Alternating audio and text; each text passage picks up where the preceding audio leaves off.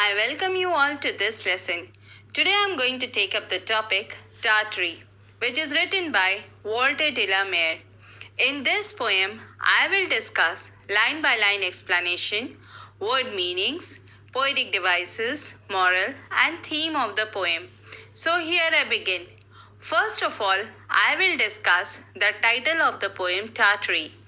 Tartary is an imaginary kingdom of the poet. The poet has composed this poem, Tartary, which is the historical name of a region of indefinite extent in Europe and Asia, designates the area overrun by the Tartars in the Middle Ages from Dnieper River to the Pacific. Now I will tell you something about the poet Walter de la Mare. He was born on 25th April 1873 in United Kingdom and died on 22nd June 1956. He was an English poet, short story writer, and a novelist. He is remembered for his works for children, for his poem, The Listeners, and for a highly acclaimed selection of subtle psychological horror stories, amongst them Theatres and All Hallow is very popular. He was considered as one of the modern literature's chief exemplars of the romantic imagination. Now a brief description about the poem Tartary. This poem is a journey into the realm of imagination. It is a descriptive picture of an imaginary kingdom of Tartary. The poet considers himself the king of that state and wants to enjoy all the delights of life. He would have a throne of pure gold. Beautiful pets would roam about to please him. Musicians would play on instruments at the time of his meals. His rich land would be full of honey, fruits, beautiful gardens, and attractive valleys.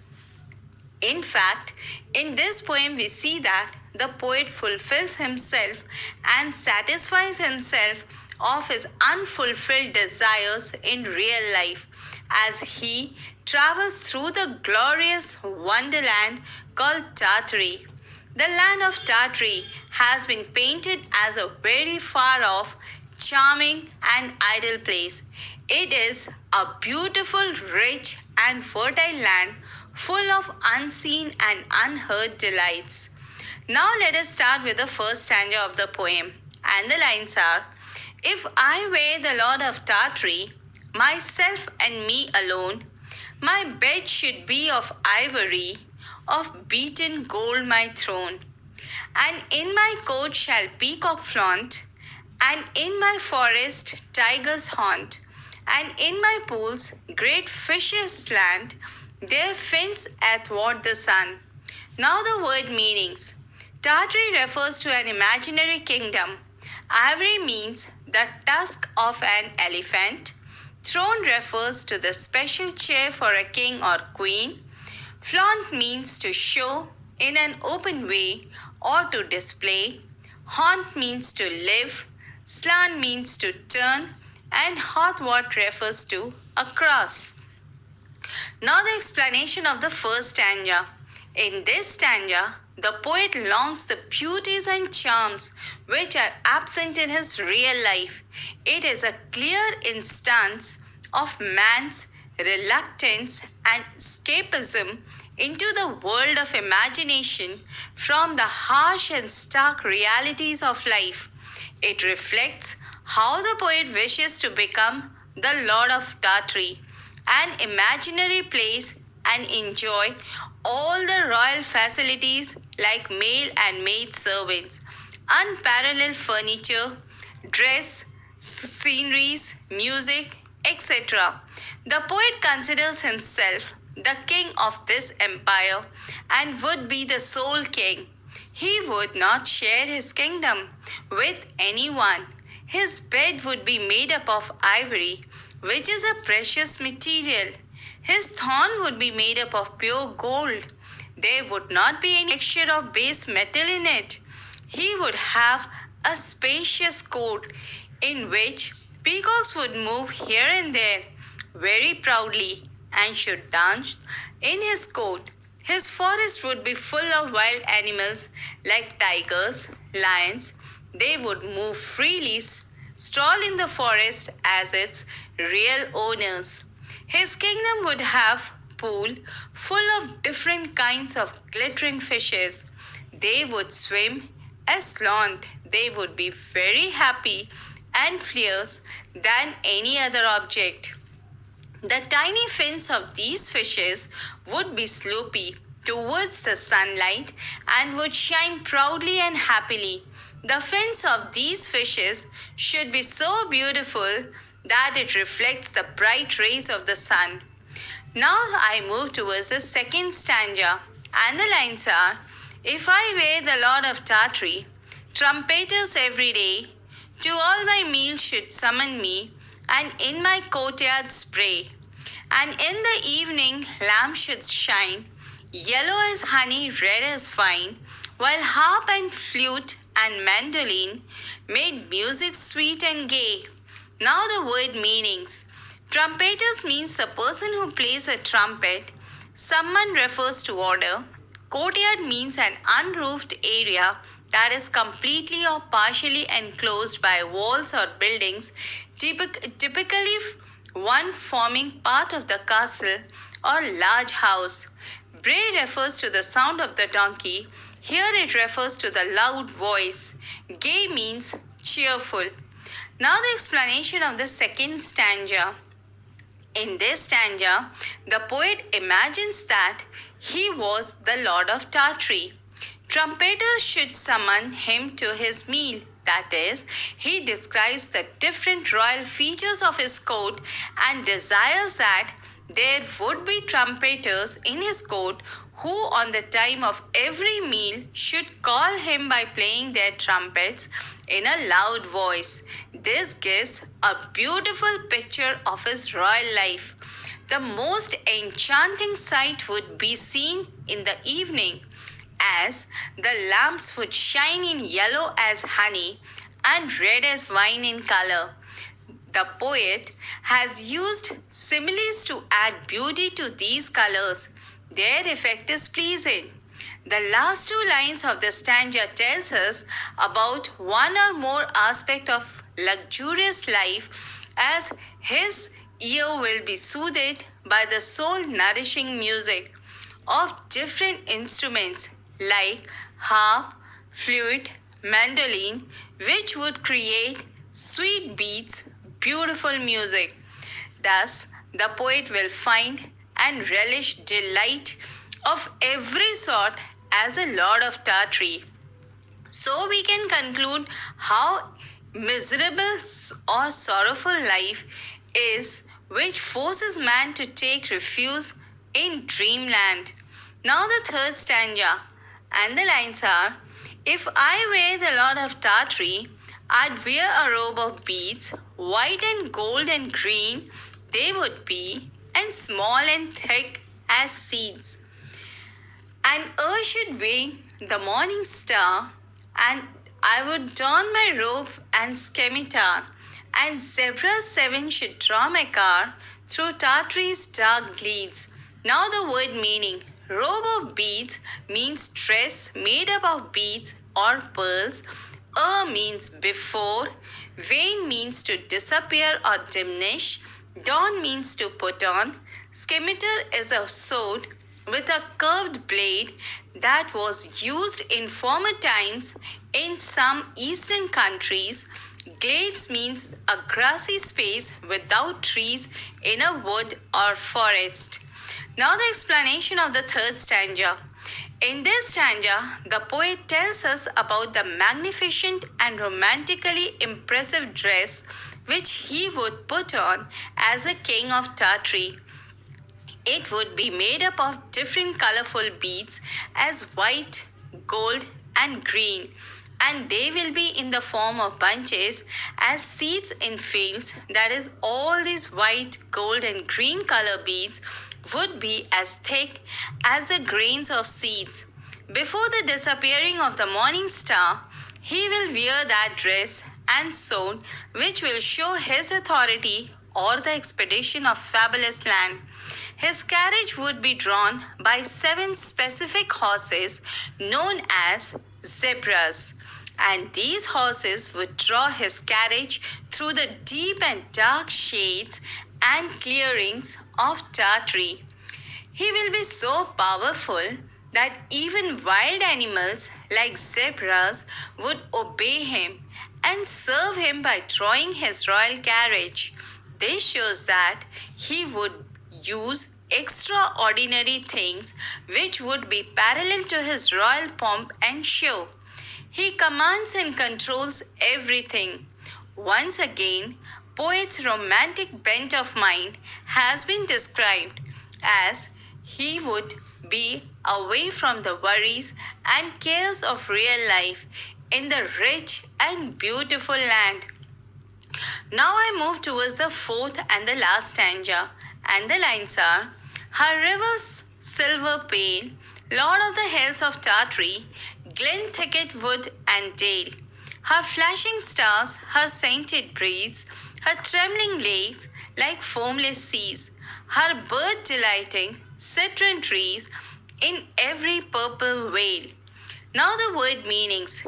Silver pale refers to the light color. Glen means skeleded, that is the hidden form view. Narrow valley. Thicket refers to a group of bushes or small trees that grow close together. Wood means forest. Dale means valley through which river flows. Flashing means shine in a bright but brief, sudden or intermittent way. Scented means having a pleasant fragrance. Vale means valley. Foamless means a mass of small bubbles that are formed in or on a liquid. Now the explanation of the fourth and the last stanza. In this stanza, we see the expression of poet's sense of possession of all the objects of Tartary. He would be the commander and the master of all the resources such as fruits, gardens, rivers, hills, valley, lakes, and trees. He would derive pleasures as a lord of all the natural gifts of God. The poet says that he would be the king of the imaginary kingdom called Tartary. He would be the sole owner of its silvery pale rivers. Water of these rivers would be very clear and tasty. He would be the king of its fruits of all types. Hills of the land of Tartary would be his. The gorgeous bushes, tall trees, and all the valley would be under his command and control. He would enjoy all the natural objects, the bright stars shining in the sky and the perfumed morning air would also please him. The shivering lakes of the Tartary would be like the quiet and the motionless oceans. There would be beautiful juicy trees of different kinds of fruits. These would attract birds and would delight him as well as the birds in the beautiful red valleys, red because of the fruits and colorful flowers. This imaginary kingdom would please the poet all the time. All the beautiful natural objects mentioned by the poet shows his deep love for nature. Now I will discuss the poetic devices used in the poem Tartary. In order to ornamentally beautify the poem, the poet chooses to employ the following poetic devices. Number 1, simile is a direct or explicit way of comparison that eradicates all the chances of ambiguities. In this poem, the poet draws comparison both with as and like. The lines from the stanza is yellow as honey and red as wine, and her trembling lakes like foamless seas. Number 2, metaphor. There is an implicit comparison which is drawn through the metaphor in the lines in every purple veil. Number 3, hyperbole. The poet has used hyperbole for exaggerating effect and to glorify his dream with his possible creative expression such as The evening lamps would shine, yellow as honey and red as wine. Here the poet exaggerates the color of light and represents how it should look. Number 4, repetition. The poet has used repetition to assert his point. He repeats the first line, "If I were the Lord of Tartary," before beginning new stanza. The purpose of the reiteration of the same line depicts the desire and ardent wish for possession, and even the word my. My is used many times. Number 5, alliteration. Alliteration is the occurrence of the same consonant letter or sound at the beginning of the words, and the line from the stanza is "Through Tartary's dark." Number 6, consonants. Consonants refers to the repetitive sounds produced by consonants. In this poem, the example of consonants is flaunt, haunt, and slant. Number 7, syntactic parallelism. That refers to parallel syntactic structure such as her flashing stars, her trembling lakes. The purpose of such structure is to create harmony. Number 8, phonological deviation can be noticed in this poem. The poet has used syncope, which means he omits medial part of the word in order to create a proper pattern for the lines. The example from the stanza is "They be, and I would wear a robe of beads." Number 9, epocope is the omission of the final part, such as "I would done." We can see the presence of epocope in the poem. All these phonological patterns help the poet to create some kind of musical rhythm in the poem. Anaphora.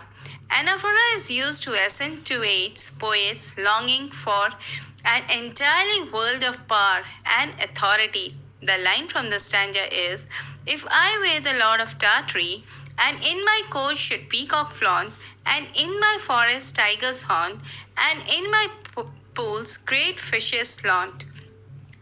Number 11 is climax. The poet favors sequence, that is the climax. First he starts to exert his power on less powerful creatures such as fishes, tigers, peacocks.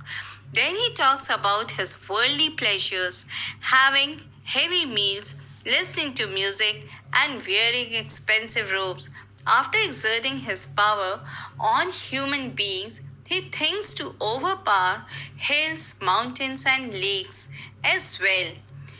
Now I will discuss the theme of the poem Tartary. The theme of the poem Tartary is imagination, in which the poet imagines himself to be the sole owner of a rich and fertile territory where every desirable item is available. It is not only the poem which is about escapism from the troublesome world, but the poem where the poet is eager and interested to control his mind.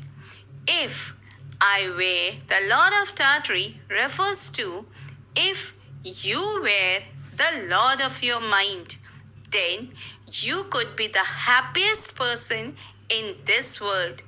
In this poem, we see that the first stanza refers to shelter, the second stanza refers to food, and the third stanza refers to dress.